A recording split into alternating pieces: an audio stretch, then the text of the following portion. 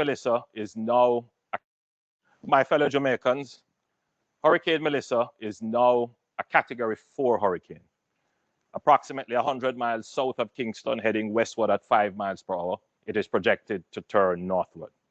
We are already experiencing rain and overcast conditions.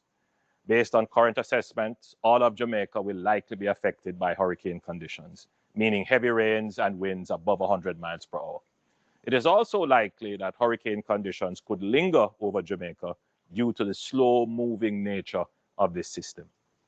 Given the extended days of rains leading up to landfall and the expected inundation from the actual passage, we can expect general flash floodings across the island. However, low-lying areas, coastal areas, river courses, gullies, and other waterways will overflow either from excess rain or storm surges.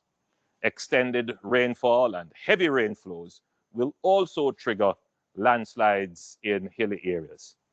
Buildings and activities in or along those waterways or hillsides will be at high risk of damage, complete displacement, and loss of life.